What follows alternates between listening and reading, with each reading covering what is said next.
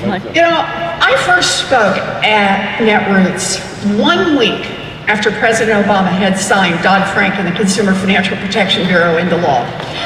And that is a victory that would not have happened without a lot of early Netroots folks. So thank you for that. Now, those of you who were around back then will remember what an uphill fight it was. For over a year, Wall Street spent more than $1 million a day lobbying against this agency. They called in every favor, they pulled every string, they hired every lobbyist that they could find trying to stop us. But we beat them. We beat them. We did. And since then, the CFPB has gotten $12 billion back for 29 million Americans who got cheated by big banks and other powerful corporations. Yeah. And there's a lesson in that. You know, we didn't make that progress just because a professor had a good idea. We made it because we built a broad coalition of people whose lives were directly affected by these issues. A broad coalition of students and veterans and seniors and working men and women across this country.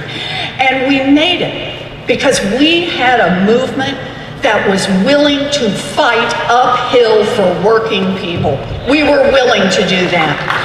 And ever since that rousing celebration 8 years ago, I have left every Netroots feeling inspired, determined, optimistic, and proud. Proud of the movement that we have built together. Proud of how tough and effective we have become. Proud of the change we have made. And most of all, proud of the way we have held on to our values, the values that brought us to this fight. You bet. You know, I never forget what brought me to the fight. I grew up in Oklahoma. My Okies out there. You know, I grew up on the ragged edge of the middle class, and my daddy worked a lot of different jobs. He ended up as a janitor. He and my mom had 3 boys who all headed off to the military. And then there was me. I was the late in life baby, referred to as the surprise. I was about 30 before I figured out what that meant. And my mother kept saying, "It's okay, honey, it's okay." But for a long time, we were a paycheck to paycheck family. And then slowly, bit by bit, my folks saved up enough money to put a down payment on a 3-bedroom, 1-bath house in a good school district. My folks painted rooms and they worked on flower beds, and they sunk a lot of themselves into that house. It felt like we were starting to pull ahead. And then my daddy had a heart attack. He survived, but he was never the same again. And even after he got out of the hospital, he couldn't go back to the same job. And the bills piled up. We lost the family station wagon. I was a kid, and at night, after my parents thought I was safely in bed, I'd hear them talking. And I'd hear words that sounded like they weighed 1,000,000 pounds. Words like mortgage, words like foreclosure. I heard fear. And one morning, I went into my folks' bedroom, and my mother had laid out her best black dress. And some of you in here know that dress. It's the dress that comes out only for weddings, graduations, and funerals. And my mother was standing there in her slip. She was crying, and she kept saying to herself, "We will not lose this house. We will not lose this house." She was 50 years old. She had never had a regular job. She was scared. She was scared, and she was crying. But by golly, she wrestled on that dress. She washed her face. She blew her nose. She put on her lipstick. She pulled on her high heels, and she walked down to the Sears and got a minimum wage job. And that job, it saved our home, and it saved our family. That is the story that is etched on my heart. It is the story of who I am. But here's the thing about that story. For a long time, I thought that was a story just about my mother, about her courage, about her grit, A story about what women will do to take care of the people they love. Maybe even a story about the American spirit, about pulling up your socks when the going gets tough. But eventually, I came to understand that that story is also a story about government. When I was a little girl, the minimum wage was enough to cover the basics for a family of 3. Today, a full-time minimum wage job doesn't pay the rent on a median 2-bedroom apartment in any state in America. That same job that saved my family 50 years ago wouldn't even keep a mama and baby out of poverty today. So what happened? Well, I'll tell you what happened. When I was a little girl, the guys in Washington set the minimum wage based on what it would take to support a family. And today, the Republicans who run the show and make the decisions like that based on what will maximize profits for the biggest corporations. It really is that simple. And the difference really is that important. Because that story about my family, that story about pride and fear and courage, is a story that countless Americans could tell today about their own families.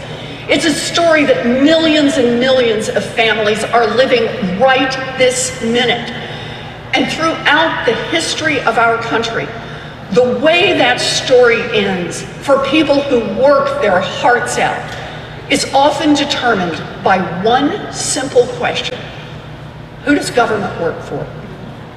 Is it working for the high and the mighty, or is it working for the people? People save their homes, or they don't.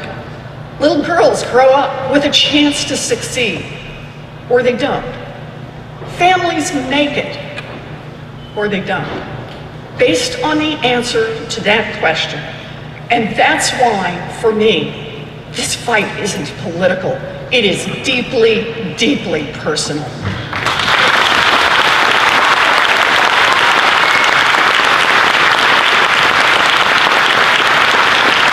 first time I spoke at Netroots, 8 years ago, I talked about my family's story. I talked about surviving the Great Depression in Oklahoma.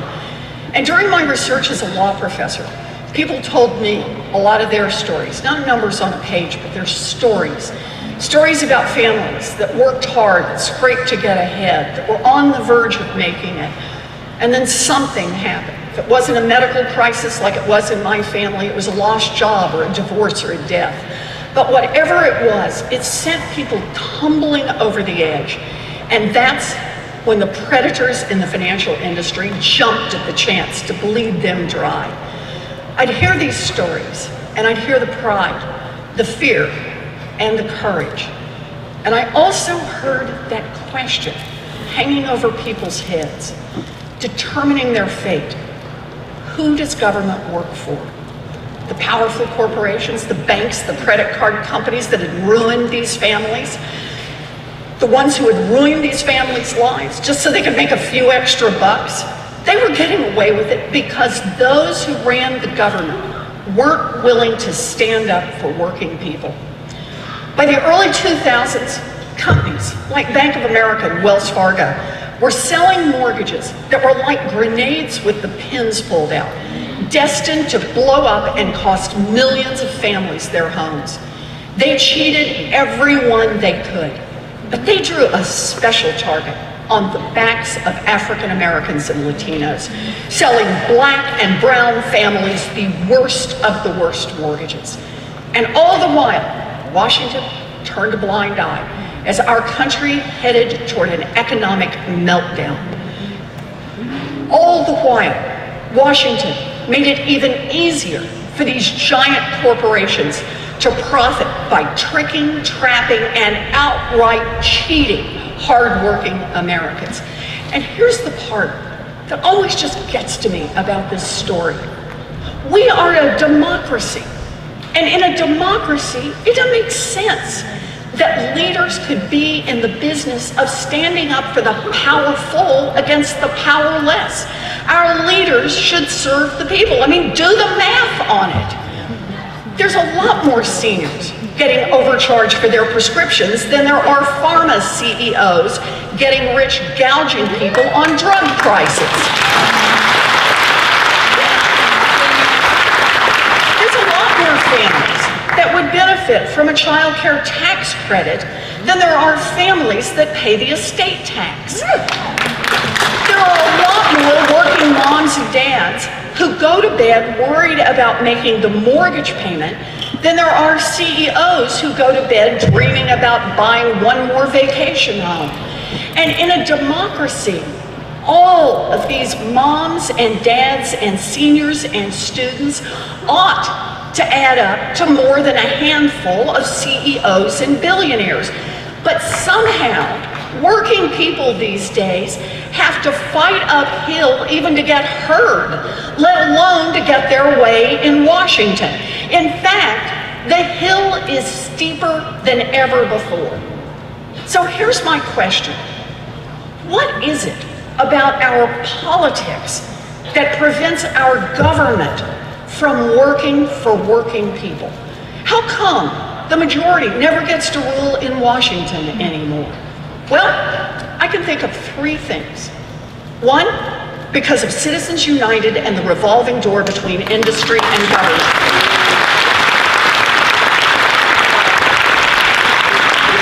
Because of those, money doesn't just talk in Washington.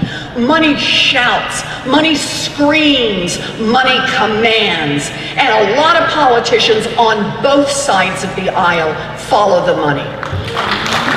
That's one. Two, Republicans have conspired to rig the rules of democracy itself, using everything from partisan gerrymandering to voter suppression to the census. Thanks to their years of work, the system is badly tilted to make it less likely that millions of Americans' votes are actually cast and counted.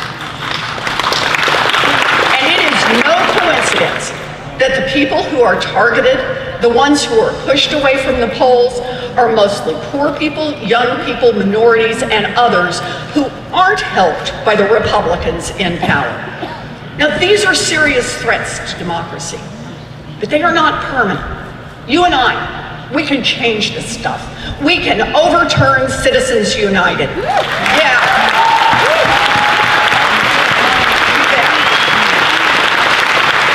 We can close and lock that revolving door. We can do that. We can protect the right to vote. We can reform our elections and our government.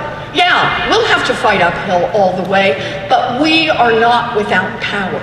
We are not without hope, and we are certainly not without motivation. Yep.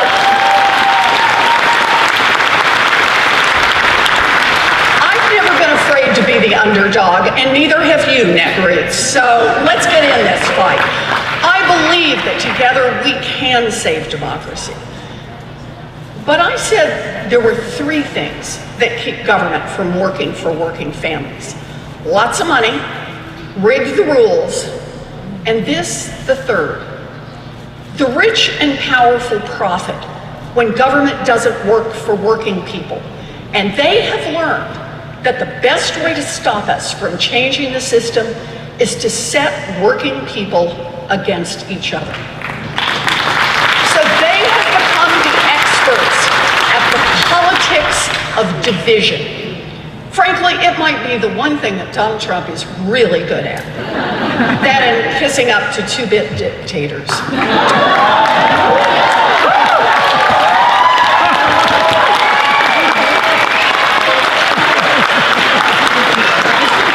You know, Trump and his pals tell working people a story about what's gone wrong with their lives.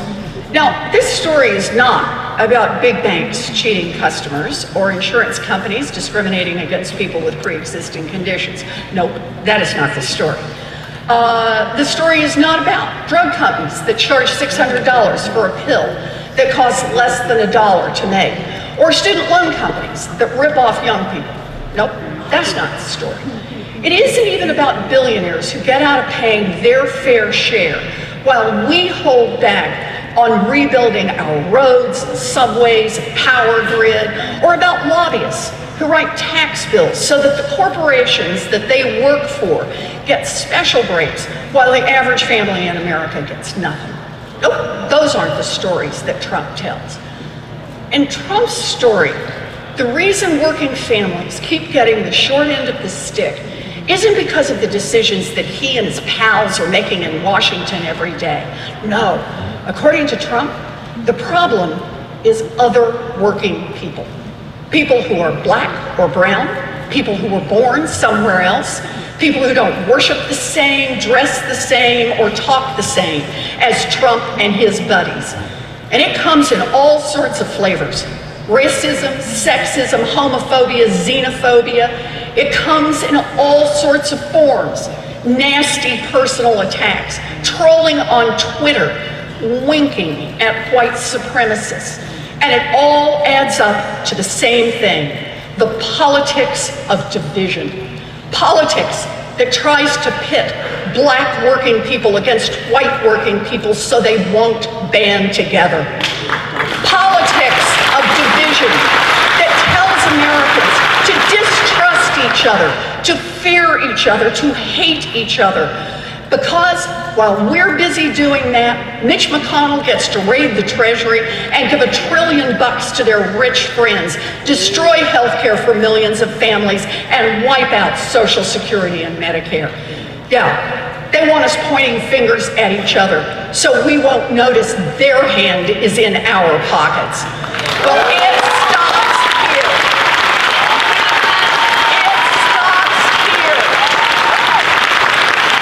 It stops now. It stops with this movement and this moment and this election. It is time for us to say no to the politics of division. To say no to the ugly use of bigotry and fear. We say, no, you will not divide us. We are here to bring working families together, to demand a government that works for all of us. That's why we're here. Netroots, we're bringing our resistance to Washington, and we're bringing the voices of working Americans, all working Americans, right along with us.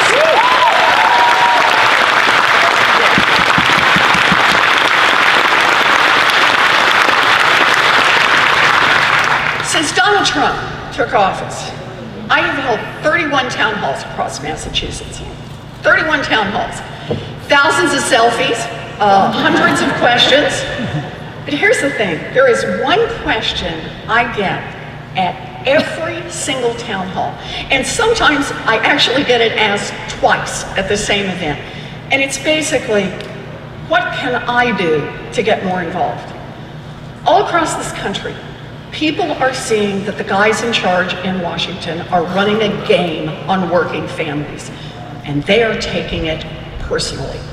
They are stepping up to do something about it. Men and women, young and old, gay, straight, and trans, soldiers and scientists, teachers and nurses, veterans and college students, firefighters and construction workers, mamas and babies.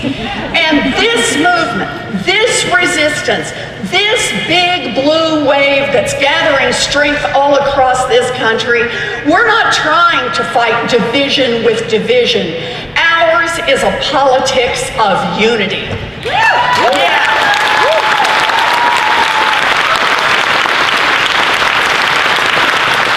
And the reason we're standing together is that for us, these fights are personal. They are about our families and our neighbors and our future. And the stories we tell, yeah, they may not be the same in New Orleans as they are in New England, but they sure rhyme. These stories, etched on each of our hearts, are the threads that hold us together as a country and as a movement. And that's why we can fight for people working factory jobs in small towns and for people working fast food jobs in the inner city. We can do both at the same time.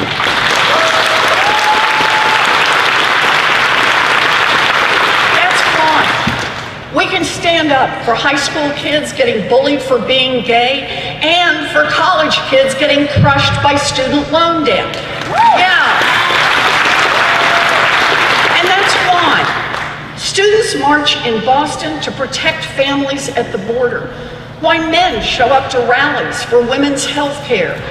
Why, when it comes to fight to protect unions, we are all brothers and sisters in the fight.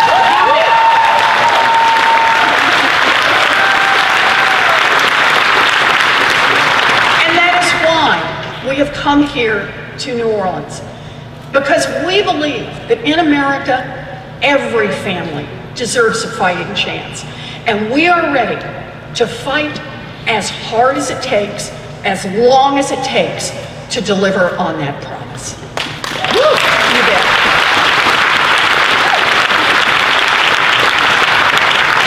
I get it. It won't be easy. We're going to have to fight uphill. But me, I'm going up that hill, and I hope you are too.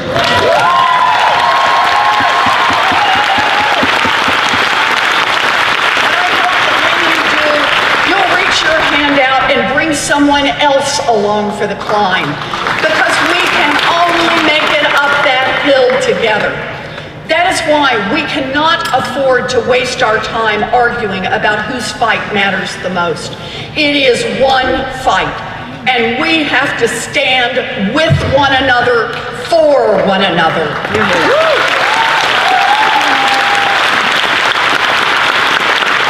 We've got to embrace the unshakable truth that an attack on one of us is an attack on all of us. You bet. Now look, I get it. The Republicans will continue to practice the politics of division. They will keep right on attacking anyone who dares to stand up to the rich and the powerful. They will call us every ugly name in the book. Nevertheless, we will persist. The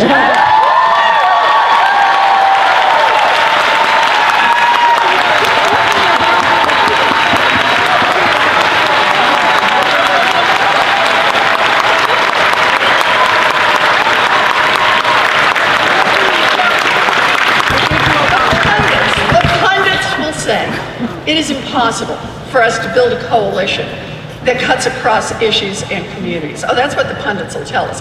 They'll tell us that Democrats have to choose between being the party of the white working class and the party of Black Lives Matter. They will say it. Nevertheless, we will persist. And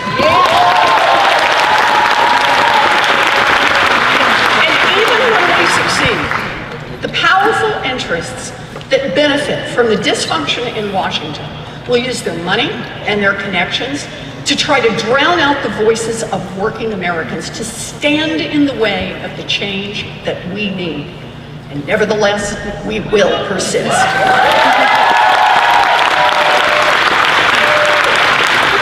I'm so grateful to be here with you today. Now, 8 years ago, you stood with me in the fight for the CFPB. Thank you. And 6 years ago, you stood with me to win the fight for a Senate seat. Woo! So today, let's stand together again. Let's stand together. Let's march together. Let's run together. Let's organize together. Let's win together. And together, let's build a democracy where the people's voice can never be silenced. Let's build a future for the country we love. Thank you all.